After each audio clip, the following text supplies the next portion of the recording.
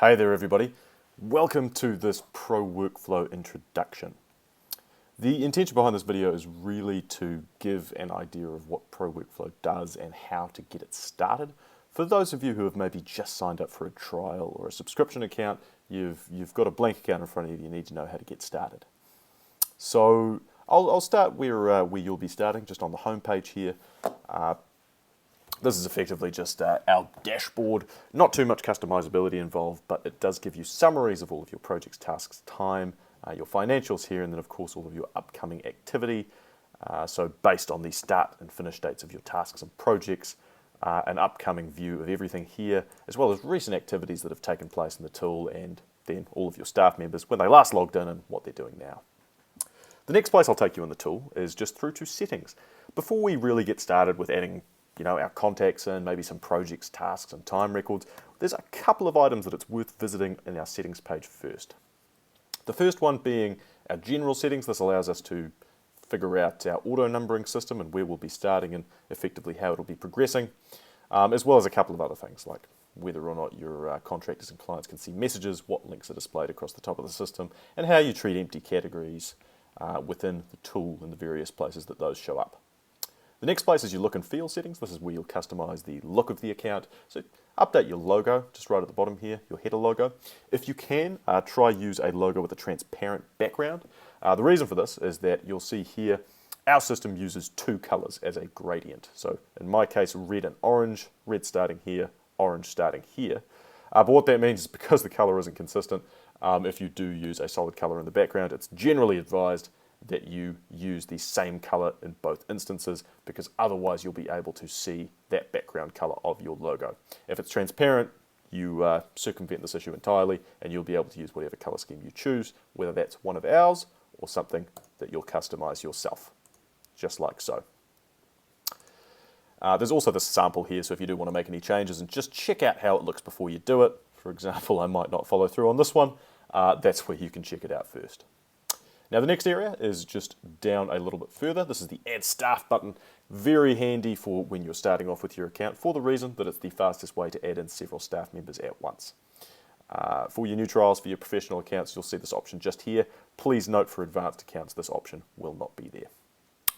Next in our list is our users and permission settings. This is just a good place to go to arrange for effectively what people can see and do before you even add them into the system. You'll see we've got a list of roles here. I can effectively decide what an administrator is and what they can do, in our case everything, but let's say a project manager. These guys can see all the work, but they can't necessarily see sensitive business info, but maybe I want to change that. So what I'll do is hit edit role, add that into their list, and then right down at the bottom here there's a save button, and it'll even tell me what users are currently assigned to this role before I do it, just so I know exactly what I'm about to do. Now if you'd like to create a new role, you're free to do so just by hitting the Add button up the top here. If you'd like to make that a copy of an existing role or a new role entirely, that is your choice. Now, if you'd like to assign anybody to these roles, just make sure you choose them from the left-hand side, pick what role they'll be using, and then hit Save. Or if they're kind of a one-off and they're a bit unique in their permission level, you can use custom like I've done here with Annie. The next thing that it's good to take a look at is your task templates. Now, we'll talk a little bit more about these later, but it can be worth at least taking a look at this page because this kind of defines how our templates function once they're in an actual project, and we'll do that in a second. So you'll see here that we've got effectively task lists that we'll be pasting into projects, along with who's working on them, how much time they'll have to do so, and relative start and due days. So when we go to drop this template in, it'll ask us for a real day, so say the 25th of April, and then use these as reference points to populate that information going forward. Now, if you'd like to create a new one, just this button up the top here, but please note again, if you're working from a trial or a brand new account, you'll have some of our defaults in the system, so take a look at those if you're looking for some ideas. Further down, there is the project settings. This is just your default information when we go to set up a project. So you'll notice that when I go to set up a project, there's a training title and some text in my description area.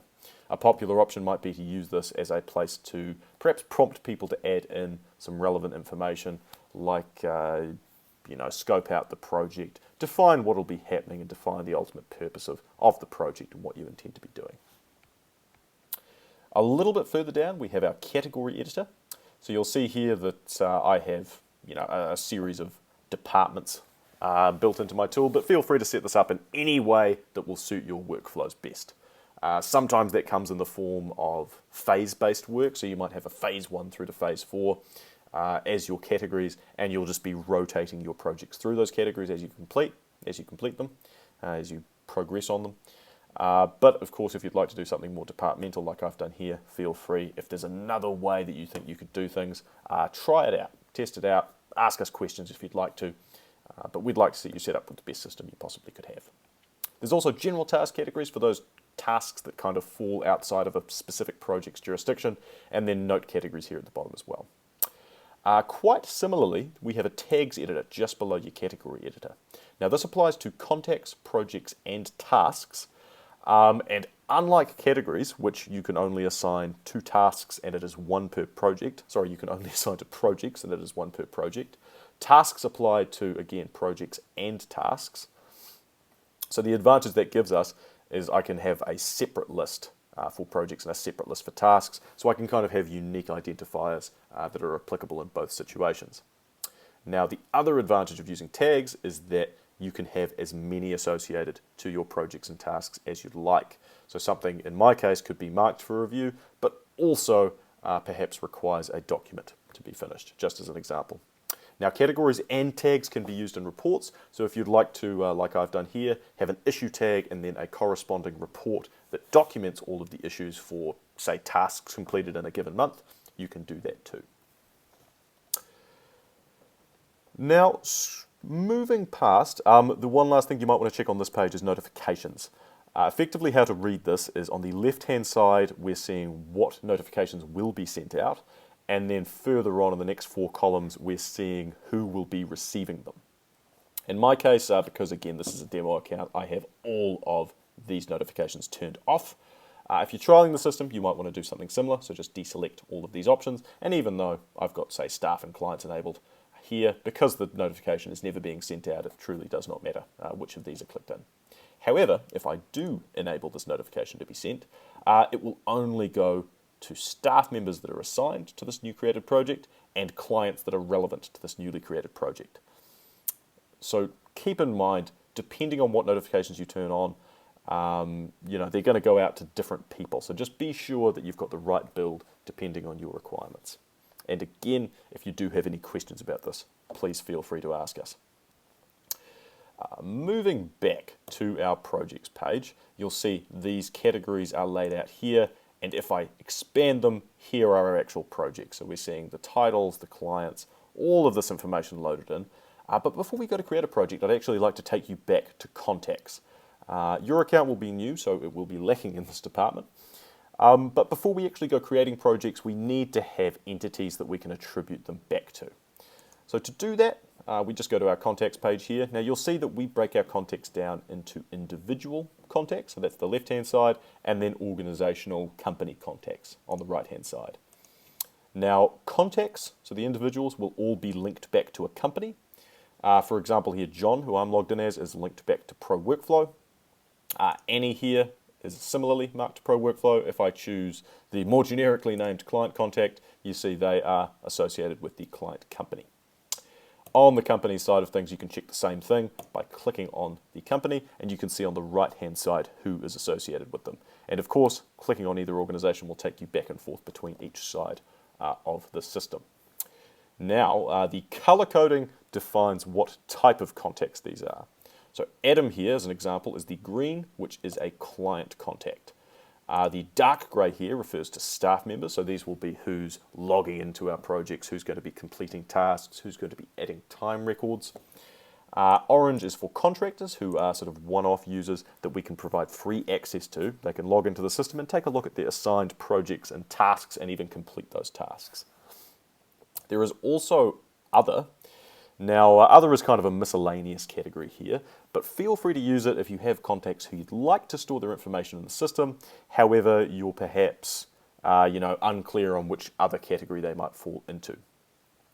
Now, for all of these contacts, whether they're an individual or a company, we can click into them and we'll get access to the following things. So there's a note section here, so you can continually be adding notes. These will be time-stamped and they will also be searchable. You've got current activity for all currently assigned, current assigned projects and tasks. And then historic activity covers those projects and tasks that were assigned to this individual, however, have since passed, so they're completed. There is also some information down the right-hand side here regarding this and just sort of breaking it down and giving you some tables. Now, lastly, if you do have access enabled for this particular contact, you'll see the Send Login Details button is available for you to use. Now, when it comes to adding new staff members in especially, I would highly recommend using this. Effectively how it works is an email will go out to the assigned contacts registered email that will provide a link by which they can just click on that and it'll log them straight into the tool. Now, as for creating new contacts, we can do that by clicking this big green plus button up the top left. And in fact, this button will allow us to create anything we need in ProWorkflow. So we'll start with just a contact here. You'll see that I can list a first name, a last name, and a company and an email. So these are my required fields. So I might say that Bob here, Bob Smith is my contact, and he is going to be working for, let's say, the AGL Corporation here. Now, clients, you'll see I can actually also provide with a login, but keep in mind if they are logging into the system, it is A, free, and B, they will not see anything that does not belong to their associated company. So Bob here, for example, belongs to the AGL Corporation. He can't all of a sudden turn around and look at things that we're doing for 0800 Flour.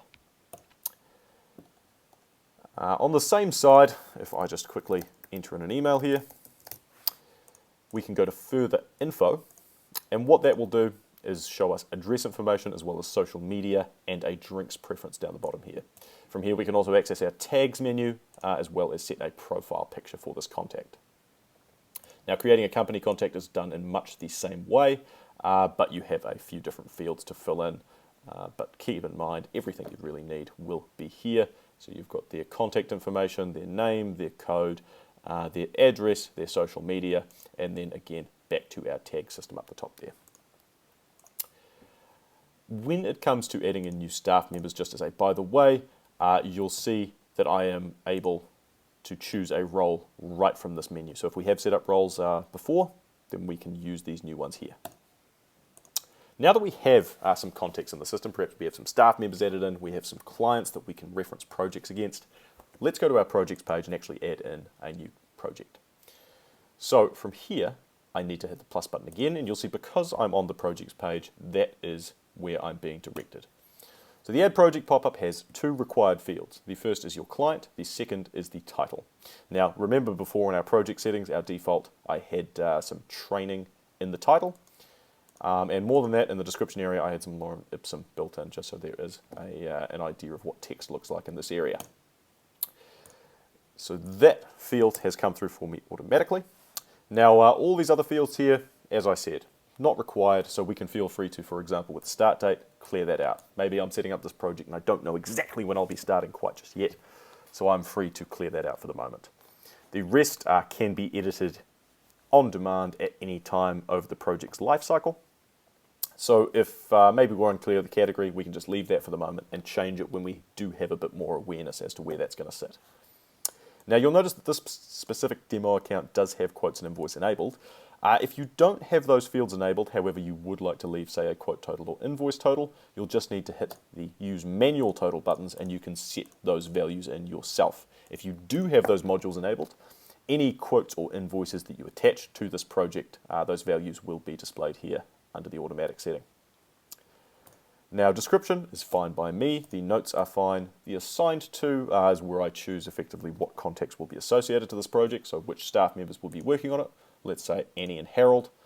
Our clients, so which clients from our relevant company will be associated with this project, who our stakeholders are, and finally our contractors. If I have any of those working on this project, which will they be and what tasks will they be working on. Now finally we have the selection of a task template. This is where I can choose through our list of templates as discussed earlier and effectively decide which one will be used. Now within this area you'll see a start date appear right at the top. So this is where I could say if I had an idea as to when this project was starting, I can say it was next Monday and all dates will populate forward from that date. So you see the very first start date we see here is the 10th of May and everything is being populated forward from there. So I know that this project should wrap up around the 4th of June. If conversely I have an idea of my end date, my deadline, but I don't necessarily know when we need to be starting, I can choose end date instead, go forward to whatever that date may be, let's say the 15th of August. And you'll see scrolling down here that the very final due date is relevant to this. Now, it is likely that the 15th of August this year is a weekend, so we have clearly skipped forward to the 16th. But nonetheless, everything is populated from here backwards, so that I know to complete this project in the usual time, I'll need to start it at least by the 20th of July, which gives me plenty of time. The last option on this tab is the Show Staff Availability. So if we have decided that some of our staff members are working on these tasks at the templating level, so when we created the template, it will show us roughly how available these people are to actually complete those tasks. So in this case, Josh here has been assigned to effectively, well, he's the only one that has been assigned to this task template, and so we can see roughly how busy Josh will be if he takes on this extra work. The last option on this page, just before we hit done down here, is the settings. This is just a place where you can enable and disable certain functions. So for example, if we didn't need quotes or invoices from this project, we can remove both of those. If I didn't need the description, I can deselect that, and you see even as I do so, the description field disappears from our Add Project pop-up. Hitting Finish now, that will create the project for me and take me straight to it. So waiting for the page to load, and here is my new project. Based on some automatic values that I've placed within the tool, we've got our auto numbering generated. And I tried to use a company code here, but clearly this one was blank, so nothing quite came through. So everything is pretty much laid out for us right at the top. So these are all of my basic details from that first page of the Add Project pop-up. My financials are up the top right. Just beneath that, I can see who else is working on the project. And here's my task list where all of our individual items are being displayed. I know who's working on them, when they're starting and finishing, how much time will be spent on them, whether that's billable or not, and then how much time has been spent on them as far.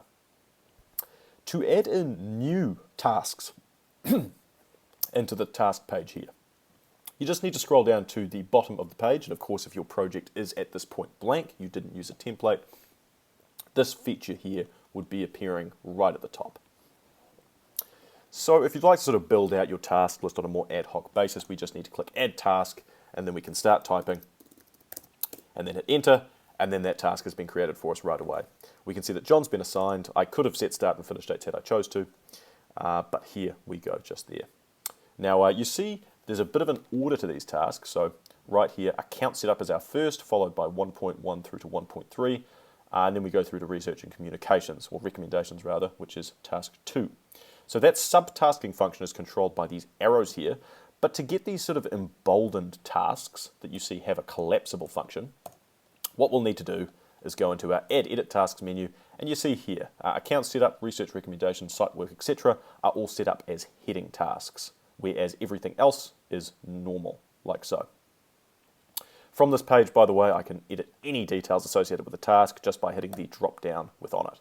I can change the staff assigned, the description, I can add files, I can even add prerequisites if you'd like to start getting into dependencies. There is also time allocated and a billable rate to the right hand side here. Now I also have access to the Add Tasks menu just down the bottom here. I can also add a template or even a recurring task should I choose to, where I would set in a default name and have that task repeat on a specific basis. Exiting out of this menu, there are actually a couple of other ways that I can add tasks into the system. You see if I hover over all of these tasks here, on the far left hand side there's actually a little green plus button. Hitting that brings my Add Task screen just in between those two tasks there. So if I say task 5, enter that in, you'll see it gets entered into the same order. So very easy to just populate in the middle of a particular workflow. Now the other option that you might have noticed when I click onto this Add Task section is Paste a List. This is a great function if you've been, say, set a list of deliverables or achievable items from your client, from your boss, whoever. You can copy that list, paste it in directly, and all of those individual items, those line-broken items, will be created as their own tasks. So for example, if I just copy in some of the content from above and paste that in, I'm seeing much more than the handful of tasks that would have been created just from this list here. That is because effectively how this table is coded is as cells. So content is treated as its own line broken item, as is the 10th of August, as is the 12th of August. So all of that was recognized as its own task list. However, if you are just copying from an email, from Excel, from Word, of course you won't have quite this sort of problem. Now, if I'd like to start adding time records against these tasks, I see that we've got some assignments built out, and in fact, everything looks to be assigned to Josh here, so I might quickly change that. I'm going to click and drag Josh and just remove him from all tasks, just like that, and now I can start in a more free-form way assigning individuals to these tasks, just like that. And now that I've done that, again, I can see that I've got some time allocation set out, so maybe I want to start tracking time. So we've got 4 different methods of doing that within ProWorkflow. The first is a live tracker, just works by clicking this button here. And you see right up the top here a timer has started. So we can hit stop once we've finished working on it, and then there's our time record. We can also go into the task and then add time manually. So this would be done just by choosing the day that we started, the time at which we started, and then a certain hour value, and then add. And just like that, you see within the task, in the time section, I know when it happened, any notes, how long it was, and who did it. And then of course all of that is going to be totaled up in our time spent section just here. Now a couple of other ways of adding that time in. We could of course go to the tasks page, looking at all of these tasks here, perhaps grouped by upcoming. I can see that I could, for example, use the live tracking feature from this page, or by clicking on a task, I could add manual time here as well. Now lastly, of course, on the time page, there are another couple of methods. First is the drag and drop function, which will show me all of my assigned tasks on the left and this current week's worth of work on the right-hand side. This is my timetable. So I can go and denote that maybe I spent a couple of hours on Monday morning on this task just here. So I'll click and drag from 8 o'clock, and just like that, there's my 2 hours right on Monday for this particular task. So your entire timesheet can be built out using this system, and hopefully by just showing you assigned tasks, you'll have an easy time navigating this left-hand side as well. Direct entry is the next method, and the last method, and probably the fastest method as well. It works in the exact same way as drag and drop, in that you have your timesheet on the right-hand side and your assigned tasks on the left. You just need to click those tasks, say that I did an hour on Monday, and maybe 3 hours on Thursday, and then add, and then those time records are again on those days for that task. The only weakness, and the one thing that I will warn you for using the direct entry system, is because it doesn't have the capability of denoting at what time of the day these happened. All time records entered using direct entry will be put to the top of that day and then built out from there. A couple of other things on this page.